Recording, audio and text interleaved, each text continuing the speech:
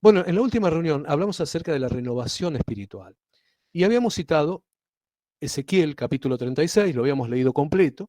Hoy quisiera hacer hincapié en dos versículos, Ezequiel 36, versículos 26 y 27, los cuales dicen: Os daré corazón nuevo y pondré espíritu nuevo dentro de vosotros, y quitaré de vuestra carne el corazón de piedra, y os daré un corazón de carne. Y pondré dentro de vosotros mi espíritu, y haré que andéis en mis estatutos, y guardéis mis preceptos, y los pongáis por obra. De lo que hoy vamos a hablar es acerca de la necesaria renovación espiritual. Y para esto, relacionado con esto de Ezequiel, quiero tomar como base un pasaje, un versículo del Evangelio de Juan, Juan capítulo 3, versículo 6, por si alguien lo quiere anotar, donde dice: Lo que es nacido de la carne, carne es, y lo que es nacido del espíritu, espíritu es. Bueno, este texto que acabo de leer de Juan, relacionado con Ezequiel, va a ser interesante observar cómo fue enseñado por los apóstoles. O sea, cómo este proceso de nacer nuevamente, que ustedes recuerdan que tanta confusión le generó a Nicodemo, cómo fue visto por los encargados de enseñarlo a las generaciones siguientes. Este pasaje que les acabo de leer de Juan 3:6 es parte de lo que a Nicodemo tanto ruido le hizo y tanto le costó entender, le costó asimilar, esta confusión que se generó en Nicodemo, de la cual hablamos en la reunión anterior.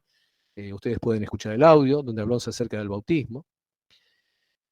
Y hoy me interesa, como les dije, ver cómo esto de la renovación espiritual fue enseñado precisamente por los encargados de transmitirlo, que en primer lugar fueron los apóstoles, y luego de los apóstoles fueron pues, los discípulos, ¿verdad? Llevándolo a todas las criaturas. Para poder entender esto, vamos a ver cómo los dijeron tres de los, que digamos, más reconocidos apóstoles. Me refiero a Pedro, a Juan y a Pablo. Vamos a leer Primera de Pedro, capítulo 1, versículo 3, donde dice: Bendito el Elohim y Padre de nuestro Señor Yeshua, que según su grande misericordia nos hizo renacer para una esperanza viva. Bueno, aquí en este versículo el apóstol habla de renacer. Hoy sí voy a hablar algunas palabras, voy a dar su génesis, la palabra, voy a explicar el origen de la palabra en el idioma original, me estoy refiriendo al idioma griego, en el cual fue escrito esto, por ejemplo, porque las palabras originales en estos ejemplos son bastante importantes. Bueno, la palabra original que fue traducida como renacer en Primera de Pedro 1:3 es el griego anagenao, y es como muchas palabras del idioma griego una palabra compuesta. En primer lugar, la preposición aná, que significa de nuevo, y el verbo genao, que significa nacer. O sea, como pueden ver, la traducción es correcta, es nacer de nuevo. El siguiente texto que voy a utilizar es Primera de Juan, capítulo 2, versículo 29. ¿Sí? Les dije que íbamos a ver cómo esto de nacer de nuevo es desarrollado por los apóstoles, porque en definitiva sirve para nuestra vida. Primera de Juan, capítulo 2, versículo 29 dice: Si sabéis que Él es justo, sabed también que todo el que hace justicia es nacido de Él, refiriéndose a Yeshua, por supuesto. La palabra que fue traducida como nacido es de nuevo la palabra kinao, que les comenté en el pasaje anterior. Finalmente, el texto escrito por Pablo, de la carta a Tito, capítulo 3, versículo 5, donde dice: Nos salvó no por obras de justicia que nosotros hubiéramos hecho, sino por su misericordia, por el lavamiento de la regeneración y por la renovación en el Espíritu Santo. Bueno, esta regeneración que ustedes pueden ver acá es la palingenesia, dicho en griego, una palabra compuesta, palin, que significa de nuevo, y génesis, que significa un nuevo nacimiento. Como pueden ver, tenemos la misma temática, la misma idea en tres autores distintos, Pedro, Juan y Pablo. Y está claro que este nuevo nacimiento o este renacer se vincula a lo que leímos en Ezequiel con el corazón nuevo que se recibe por la renovación espiritual. Recuerden, Ezequiel 36, versículos 26 y 27 dice: Os daré corazón nuevo, ¿sí?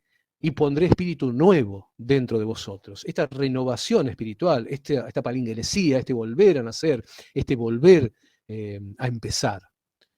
Ahora quiero avanzar un poquito analizando estos versículos de los apóstoles, relacionándolos con el contexto en el cual se insertan. Y acá voy a hacer un parate, voy a hacer un alto en el camino, porque muchas veces escuchamos ustedes deben escuchar, que se dice que es necesario ver el contexto de los textos bíblicos. Les digo la verdad, si consultamos a muchos de los que dicen esto y les preguntamos específicamente qué quieren decir con que hay que ver el contexto, nos vamos a encontrar con que la mayoría ni siquiera saben lo que la palabra contexto significa. Porque contexto viene del latín, es una palabra compuesta también, la palabra con, que significa completo, global, y la palabra textus, que significa tejido en latín.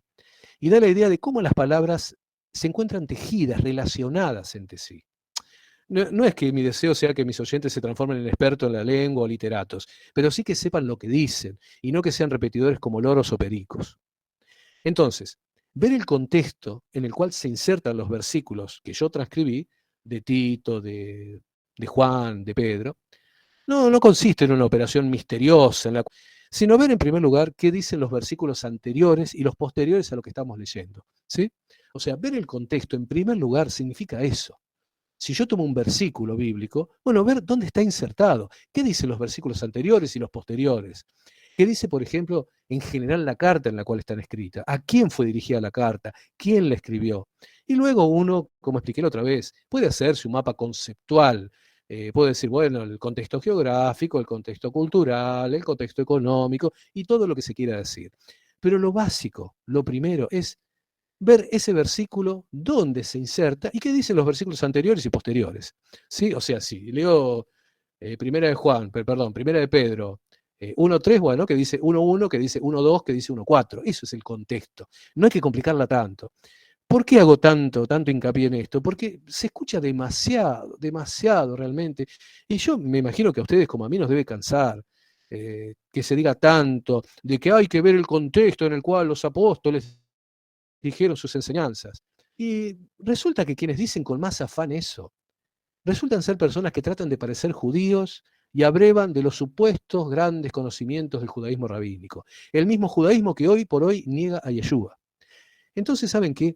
Me da que pensar que en realidad a lo que muchos están apuntando es que el contexto en el cual los apóstoles dijeron tal o cual cosa es tan diferente que hoy en día lo que dicen no sirve o no sería aplicable o habría que revisarlo. Repito, no estoy diciendo que no deba verse el contexto en el cual las cosas fueron escritas. Sin embargo, por relativizar todo, por decir eso se aplica al contexto del primer siglo y bla, bla, bla, se puede caer en la idea de que las cosas que escribieron los apóstoles hoy no tienen aplicación o no tienen vigencia, como desgraciadamente algunos ya están diciendo con respecto a los escritos de Pablo. Bueno, para avanzar, entonces lo que corresponde es que analicemos los versículos que escogí de los apóstoles a la luz, sí, del contexto en el cual se insertan. Viendo lo que los versículos de su entorno nos dicen, vamos a poder entender un poco mejor cómo veían ellos este renacer. Bueno, fíjense que comencé con el primer versículo, era Primera de Pedro 1.3. Entonces, vamos a leer los dos primeros versículos también. Estamos en la primera carta de Pedro, capítulo 1, versículos 1 al 3, donde dice: Pedro, apóstol de Yeshua el Mesías, a los expatriados de la dispersión en el Ponto, Galacia, Capadocia, Asia y Bitinia, elegidos según la presciencia de Dios Padre en santificación del Espíritu, para obedecer y ser rociados con la sangre de Yeshua el Mesías. Gracia y paz os sean multiplicadas. Bendito el Elohim y Padre de nuestro Señor Yeshua, que según su grande misericordia nos hizo renacer para una esperanza viva. Buah, qué escrito, ¿eh? Impresionante. Bueno, el primer versículo de esta carta nos indica que se envía no a una congregación en particular, sino a los expatriados de la dispersión. Con lo cual podemos entender que se trata de una epístola, de una carta de tipo católica. Esta palabra no debe provocarnos temor. La palabra católico significa universal. Por lo cual, una carta católica es una carta que no tiene un destinatario único, sino que puede ser leída, entendida y aplicada por cualquiera en cualquier lugar y tiempo, entendiendo por supuesto su contenido. El versículo 2 indica que los elegidos, ¿sí? Escuchen, elegidos según la presciencia de Dios Padre en santificación del Espíritu. Este versículo indica que los elegidos, o sea, ustedes, los que escuchan y yo mismo, tienen ciertas características que es necesario ver. Dice en primer lugar que fueron elegidos por la presciencia de Dios Padre. Esto no es algo menor. La presciencia es el conocimiento previo. O sea, antes de que todas las cosas fuesen generadas, creadas o pensadas por Dios, antes de todo ello, ya ustedes se encontraban en la mente de Dios. Ya Él los había pensado, los había imaginado, había pensado en su rostro, en sus manos, en su forma de pensar, en su forma de sentir. Ya Él los conocía de antemano a todos. Pero fíjense que allí no se quedó la cosa, sino que asimismo, una vez que los pensó, que los apartó, y apartar es lo que se conoce como santificar, quiere decir que desde antes que todas las cosas fueran creadas, Él, conociendo todo lo que habría de acontecer, les preparó un conjunto de situaciones, de personas, de eventos en sus vidas, todos ellos con un fin: ser santificados por el Espíritu para obediencia, siendo rociados por la sangre de Yeshua el Mesías. Si lo pensamos, esto es impresionante. Esto de haber sido conocidos y apartados por la presciencia de Dios, ¿sí? Este conocimiento previo, es impresionante, porque para Yahweh no hay tiempo. Pasado, presente y futuro nos limitan a nosotros, pero a Él no. Como les digo, Él conocía toda nuestra vida. Pensar que no fuese así sería limitar a Dios. Él conocía cómo iban a ser nuestras manos, el trabajo que íbamos a hacer, la casa donde íbamos a vivir, las personas con las cuales nos íbamos a relacionar y todas aquellas cosas que nosotros todavía no sabemos de nuestras vidas. Y sin embargo, todo eso, en su inmenso amor y misericordia, Él lo hizo para apartarnos, para hacernos santos. Fíjense qué cosa hermosa. Hace unos días, uno de nuestros hermanos, uno de los hermanos de la congregación, tuvo el evento de que uno de sus hijos fue asaltado, ¿sí?, por delincuentes, por ladrones. Una situación muy fea, difícil para un padre de ser soportada. Cualquier padre que tenga un poco de sangre en su corazón, recorriendo sus venas, tendría deseos de salir a hacer justicia. Sin embargo, eso también ocurrió y estuvo tomado en cuenta por la presciencia, por el conocimiento previo de Dios para apartar, para generar santidad, para hacer que los elegidos de Dios pudieran participar en ese evento que los eleva espiritualmente. Como digo, Él, conociendo todo lo que habría de acontecer, preparó un conjunto de situaciones, de personas, de eventos en nuestra vida. Todo ello con un fin. ¿Cuál era ese fin? Ser santificados por el Espíritu para obediencia, siendo rociados por la sangre de Yeshua el Mesías. Ahora bien, ¿por qué rociados con la sangre de Yeshua el Mesías y no bautizados en su sangre, o sea, sumergidos en su sangre? Porque la sangre del sacrificio era rociada, así, por aspersión. Era tomada con al menos 2 dedos y se rociaba sobre todo lo que se purificaría. ¿Y por qué Yahweh, que nos amó desde antes de crear todas las cosas, que nos escogió, que nos apartó, nos roció a sí mismo con la sangre de Yeshua? Porque esta limpieza espiritual, a través del sacrificio del Hijo de Yahweh, nos hizo renacer. O sea, generó el volver a nacer, que es el hecho fundamental para poder recibir, ¿qué cosa? Una herencia incorruptible, incontaminada e inmarcesible, reservada en el cielo para vosotros. Esto es lo que nos daría este primer texto, ¿no?, de Primera de Pedro, capítulo 1, versículo 3, hablándonos del renacer, este renovar nuestra vida. El segundo de los textos que escogí, que ustedes recordarán, lo mencioné recién, es Primera de Juan, capítulo 2, versículo 29, donde dice: si sabéis que Él es justo, sabed también que todo el que hace justicia es nacido de Él, refiriéndose a Yeshua. En cuanto a esta primera carta de Juan, el contexto, a partir del versículo 18, ¿sí?, ya que hoy hablamos del contexto, recuerden, estaríamos en Primera de Juan, capítulo 2, a partir del versículo 18 de este capítulo 2, nos habla de un serio peligro para el creyente, el cual es el espíritu del anticristo. Si ustedes lo leen, yo no lo voy a desarrollar todo ahora por una cuestión de tiempo, nos advierte que permanezcamos en la fe recibida, pues todo el que ha vuelto a nacer, o sea, el nacido de Él, dice que practica la justicia. ¿Sí? Si sabéis que Él es justo, sabed también que todo el que hace justicia es nacido de Él. Bueno, acá la indicación es clara. Se trata de practicar la justicia. Ahora, si preguntásemos a cualquiera qué significa practicar la justicia, seguramente nos hablarían acerca de no hacer cosas malas, cosas perjudiciales para las demás personas. Todas las personas del mundo tienen en su interior alguna idea acerca de lo que es la justicia. Y es correcto que se tenga esa idea, porque dentro de cada ser humano existe al menos una chispa de luz divina, una partecita de la luz de Dios, la cual la mayoría en estos tiempos se empeña en apagar, desgraciadamente. Sin embargo, todavía subsiste. Producto de esta idea de justicia es que han surgido a lo largo de la historia, por ejemplo, filósofos y juristas que enseñaron sobre el tema.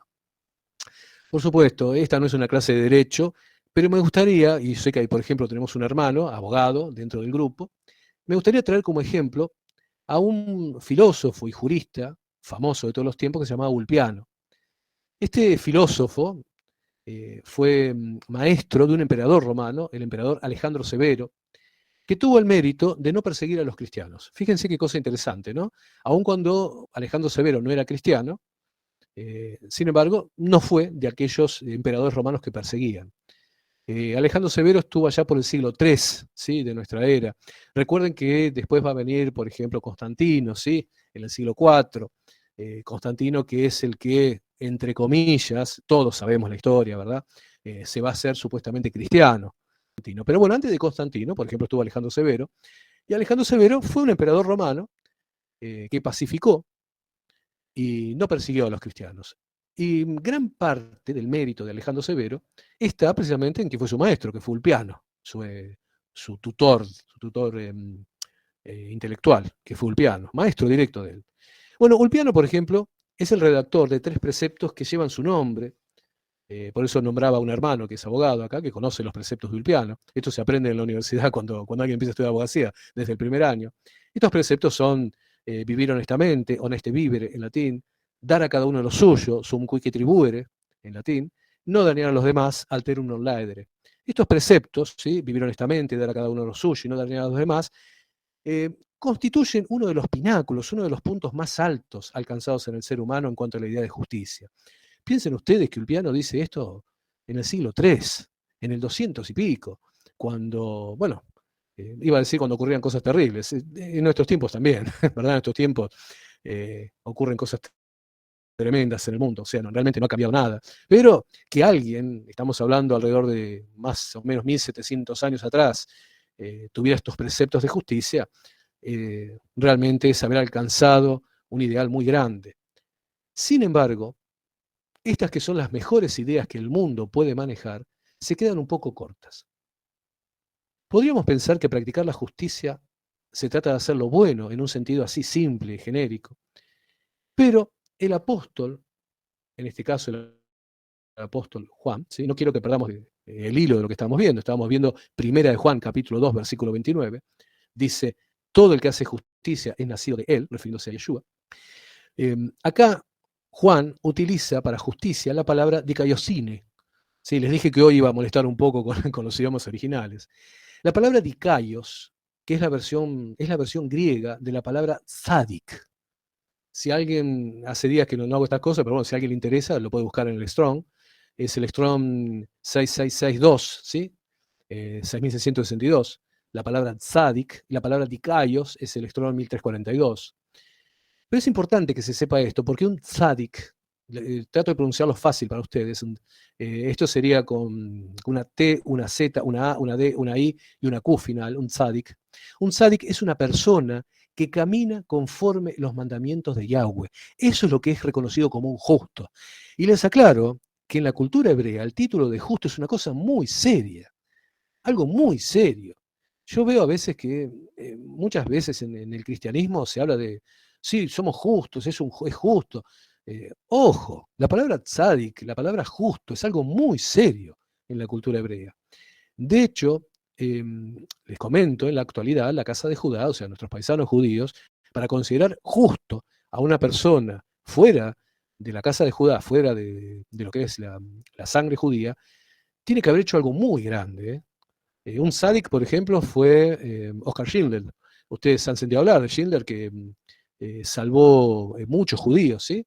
Era un empresario alemán eh, que su corazón fue tocado y a través de sus maniobras, de mentiras, ¿sí? Que lo sepan, ¿sí? Mentiras, excelentes mentiras que salvaron a judíos, a través de actividades hechas en contra de los nazis, él salvó muchas personas. Bueno, Oskar Schindler, por ejemplo, fue reconocido como un tzadik por, por la casa de Judá. Como les digo, ser un tzadik, ser un justo, un dikaios, que es precisamente lo que está tomando Juan, es algo muy serio. Y Juan nos dice, aquí repito, si sabéis que él es tzadik, sabed también que todo el que hace tzedakah, el que hace justicia, es nacido de él. Bueno, ejemplos de esto de ser un justo, de ser un tzadik, tenemos varios en las escrituras y vemos que es posible. Lucas capítulo 1, versículo 6, y les voy a decir, después ustedes fíjense a quién se refiere, dice, ambos eran justos delante de Yahweh y andaban irreprensibles en todos los mandamientos y ordenanzas del Señor.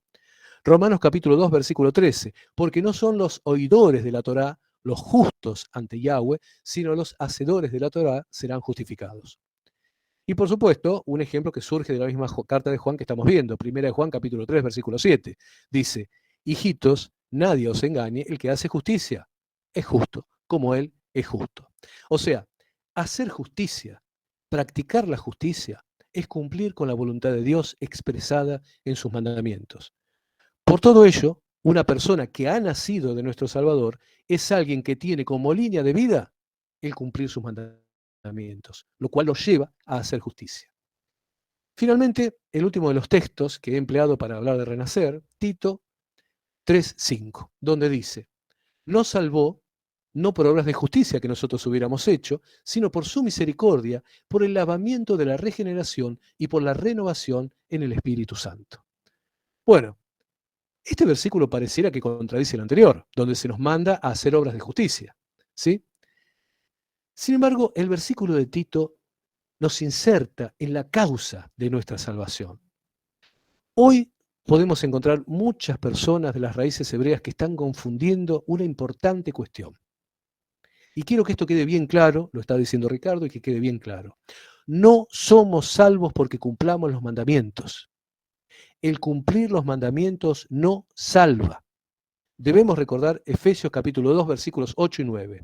Porque por gracia sois salvos por medio de la fe. Y esto no de vosotros, pues es don de Dios, no por obras, para que nadie se gloríe. Las obras son las acciones, las cosas que las personas hacen, como por ejemplo celebrar Pesaj, realizar el ayuno de Yom Kippur, no robar, atender a la viuda, atender al necesitado. Todas esas son obras que muestran la justicia que mora en nosotros. Sin embargo, por más buenas y puras que puedan ser, ninguna de esas obras nos va a salvar, porque de ser así, la gloria sería nuestra. Recibiríamos el reconocimiento por lo que hacemos y nuestra salvación dependería de conquistar la voluntad de Dios a partir de cuán buenos somos en la vida. Por si no quedó claro. Por más buenas y puras que puedan ser nuestras obras, ninguna de esas obras nos va a salvar. Porque si así fuera, la gloria sería nuestra. Recibiríamos el reconocimiento por lo que hacemos y nuestra salvación dependería de conquistar la voluntad de Dios a partir de cuán buenos somos en la vida. No las obras de justicia, o sea, no por ser cumplidores de los mandamientos, sino por misericordia somos salvos, por el lavamiento de la regeneración y por la renovación en Ruach HaKodesh. Bien, recuerden cómo comencé esta parte de la enseñanza, a través del versículo de Juan 3:6. Lo que es nacido de la carne, carne es, y lo que es nacido del Espíritu, Espíritu es. Ese nacimiento del Espíritu es lo que desarrollé a partir de estos 3 versículos. De la primera carta de Pedro, de la primera carta de Juan y de la carta de Tito. A Tito. 3 apóstoles diferentes que nos hablan del renacer. Ahora quiero que veamos algo más que se desprende de estos versículos citados. Escúchenme bien. Primera de Pedro 1:3 dice, bendito el Elohim mi Padre, continúa la escritura, que nos hizo renacer. Primera de Juan 2:29, todo el que hace justicia es nacido de él, refiriéndose a Yeshua. Tito 3:5, nos salvó por la renovación en el Espíritu Santo.